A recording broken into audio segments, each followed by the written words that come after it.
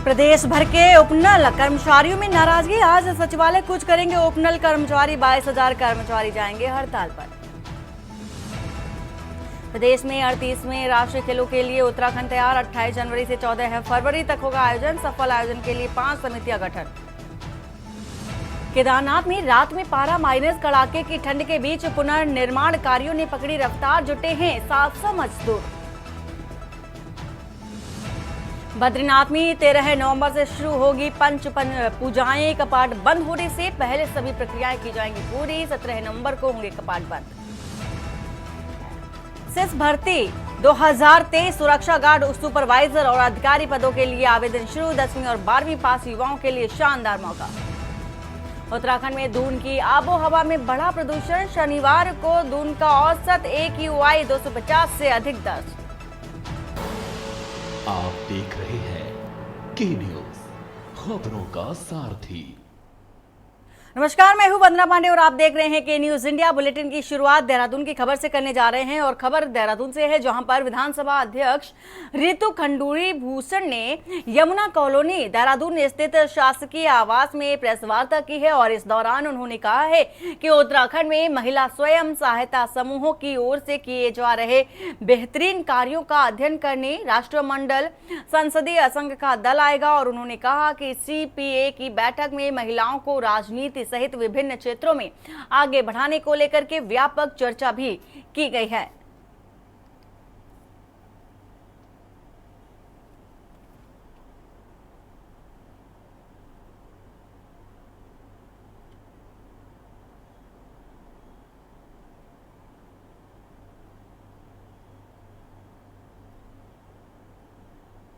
सबसे पहले मुझे बहुत ज़्यादा प्रसन्नता इस बात की है कि इंडिया रीजन, हम 9 रीजन्स हैं, उनमें से एक इंडिया रीजन है और इंडिया रीजन को बड़ा अप्रिशिएट किया जाता है। जो हमारे डेलीगेट्स आते हैं वो तो खैर करते ही हैं और जितने भी हमारे स्पीकर्स थे, सारे स्पीकर्स उस पर पहुँचे। पहले तो खैर हम 2 गए, उसके बाद पूरे भारत के स्पीकर्स वहाँ पहुँचते हैं।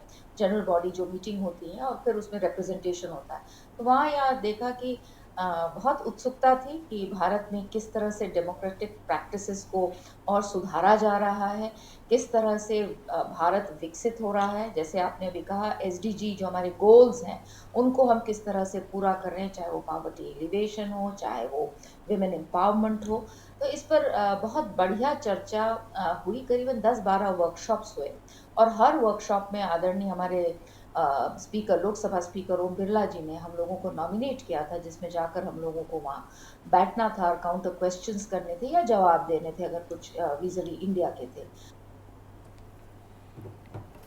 और खबर देहरादून से है, जहां पर परेड ग्राउंड आयोजित उत्तराखंड युवा महोत्सव में राज्य के शहरी विकास मंत्री डॉक्टर प्रेमचंद्र अग्रवाल ने बतौर मुख्य अतिथि शिरकत की है और इस दौरान उन्होंने महोत्सव का शुभारंभ भी किया। इस दौरान उन्होंने युवाओं को अपने प्रेरणादायक संबोधन से उत्साहित भी किया है। साथ ही साथ देखा जा रहा है कि राज्य सरकार की नीतियों के बारे में जानकारी भी साझा की। उन्होंने कहा कि इस आयोजन का उद्देश्य युवाओं को मंच प्रदान करना और उनके समृद्ध भविष्य के लिए हर संभव प्रयास करना है।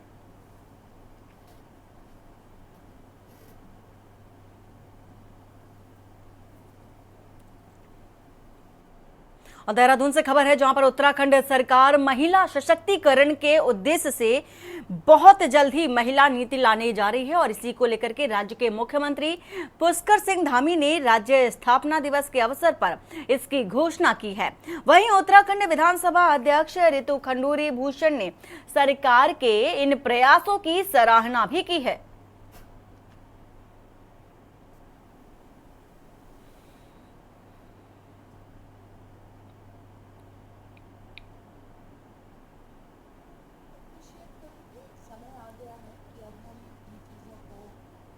लेकर आए, समाज में इस तरह की बात चर्चा हो रही है। बहनें आगे बढ़ रही हैं और मेरिट पे बढ़ रही हैं। देखिए, रिजर्वेशन बहुत अच्छी बात है, लेकिन मेरिटोरियस वुमेन ऊपर आ रही हैं, आगे बढ़ रही हैं, और ये भी देखने में आया कि जब उनको ये मौका दिया जाता है तो वो उस मौके का पूरा फ़ायदा उठाती हैं और प्रयास करती हैं कि अच्छे से अच्छा कार्य हो। हर तरह से महिला को सशक्त करना ही पड़ेगा। 50% हम इस देश में कहते हैं कि महिलाएँ हैं। तो अगर देश को विकसित होना है तो बैलेंस बना के विकसित होना पड़ेगा। और खबर देहरादून से है, जहां पर सिडनी में आयोजित 67वें राष्ट्रमंडल संसदीय सम्मेलन में राज्यसभा सांसद नरेश बंसल ने अपना विचार व्यक्त करते हुए कहा है कि मोदी सरकार में भारत ने हर क्षेत्र में सर्वांगीण विकास किया है और इसी के साथ ही भारत में महिलाएं सुरक्षित हैं और मानव तस्करी पर भी रोकथाम के प्रयास जारी हैं। महिलाओं के लिए कई योजनाएं संचालित की जा रही हैं। मोदी के नेतृत्व में देश विकसित भारत बनने की ओर अग्रसर है। आगे उन्होंने ये भी कहा कि महिलाओं की सुदृढ़ता के लिए अनेक योजनाएं संचालित की जा रही हैं। केंद्र की सरकार महिलाओं के प्रति सभी प्रकार के भेदभाव और हिंसा को समाप्त करने के लिए प्रतिबद्ध है। विकसित भारत बनाने का संकल्प प्रधानमंत्री नरेंद्र मोदी के साथ भारतवासी कंधे से कंधा मिलाकर काम कर रहा है।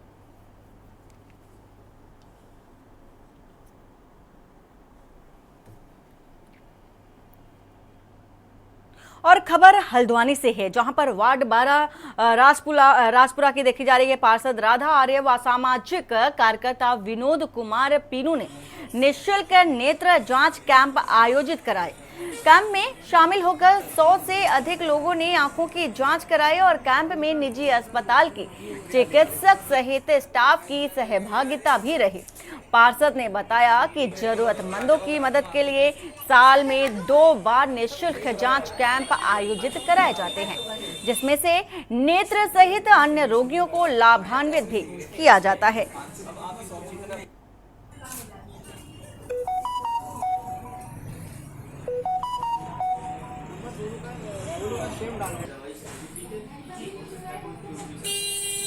हर समय की तरह हर साल हम 2 कैंप लगाते हैं और इस साल भी हमारा ये साल का दूसरा कैंप हमने आयोजित किया है, जिसमें हम नेत्र शिविर का आयोजन किया है एसके नर्सिंग होम हॉस्पिटल के सहयोग से।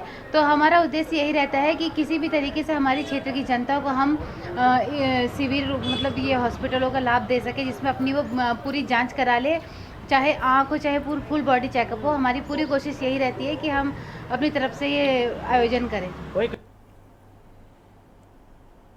और रुड़की के सत्ती मोहल्ले में मोहम्मद मुबश्शिर एडवोकेट प्रदेश incharge legal cell Uttarakhand Congress OBC विभाग के संयोजन से वार्ड के 40 मेधावी छात्राओं को सम्मानित किया गया और इस दौरान छात्र छात्राओं में खुशी का एक माहौल भी देखने को मिला। बता दें कि सत्ती मोहल्ला स्थित एक बैंकेट हॉल में आयोजित कार्यक्रम में कक्षा 10 और 12 के 40 छात्र छात्राओं को स्मृति चिन्ह और प्रमाण पत्र देकर सम्मानित किया गया। कार्यक्रम में मुख्य अतिथि हज कमेटी के सदस्य हाजी एहसान, वरिष्ठ कांग्रेस नेता ईश्वर लाल शास्त्री, हाजी मेहरबान ने संयुक्त रूप से मेधावियों का सम्मान किया। उन्होंने कहा कि शिक्षा एक ऐसा धन है जिसे ना कोई छीन सकता है और शिक्षा ही जीवन में आगे बढ़ने और समाज में सम्मान पाने का एक माध्यम है। अगर पढ़ेंगे के लिए आज ये हाई स्कूल और इंटर के बच्चों को सम्मानित किया गया है। मुजस्सिर वकील साहब ने ये संयोजक थे इस प्रोग्राम के और लगभग 40 बच्चों को सम्मानित किया गया है। उसमें छात्राएं ज्यादा थी। मैं समझता हूँ ये उत्साहवर्धन के लिए, खास तौर से बच्चों के लिए जो शिक्षा प्राप्त कर रहे हैं उनके लिए बहुत अच्छा प्रोग्राम है।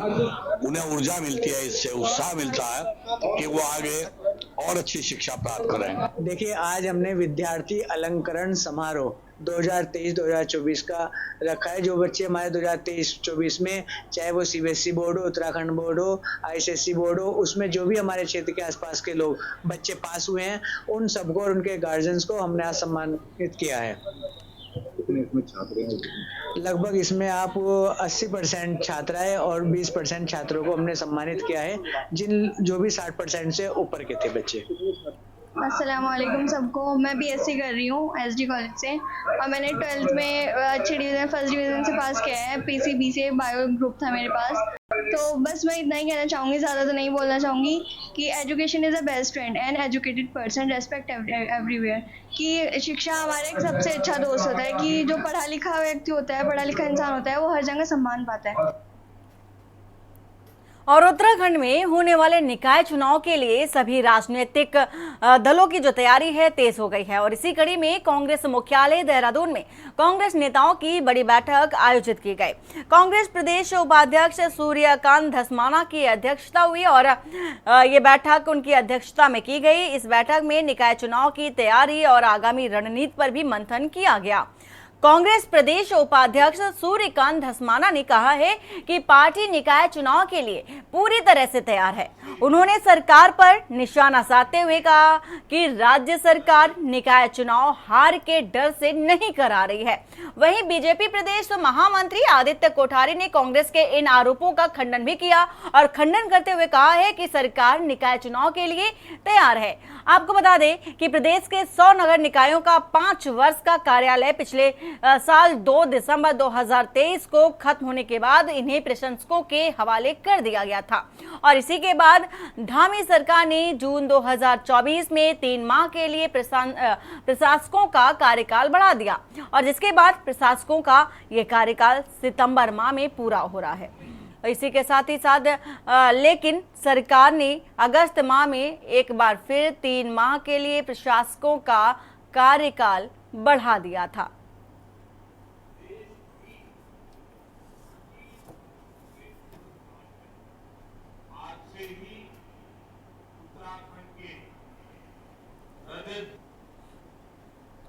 भारतीय जनता पार्टी निकाय चुनाव को लेकर के पूरी तरह से तैयार है और जैसे ही राज्य चुनाव आयोग के द्वारा कार्यक्रम की घोषणा की जाएगी हम लोग उसी शेड्यूल के अनुसार, उसी क्रम के अनुसार अपनी तैयारियां करेंगे और हम हर समय चुनाव के लिए तैयार हैं। तो आज जो बैठक है उसमें निकाय चुनाव जो आगामी है उसके बारे में हम लोग चर्चा कर रहे हैं क्योंकि निकाय चुनाव लगातार सरकार टाल रही है और सरकार अगर एक बार फिर चुनाव टालती है 10 तारीख को हाई कोर्ट में उसको जवाब देना है तो पार्टी तय कर रही है कि हम कैसे सड़कों पर उतरें, सरकार को मजबूर करें कि चुनाव कराएं। हम लोग उसकी तैयारी में हैं। पूरे शहर के अंदर तमाम व्यवस्थाएं जो नागरिक सुविधाओं से जुड़ी हुई हैं वो लगातार ध्वस्त होती जा रही हैं। अब जनप्रतिनिधि नहीं है, पार्षद नहीं है, हमारे मेयर नहीं है, तो जब जनप्रतिनिधि नहीं होंगे तो गली की, मोहल्ले की, नाली की, सड़क की, खंभे में लगे हुए लट्टू की, इनकी कौन समस्या सुधारेगा?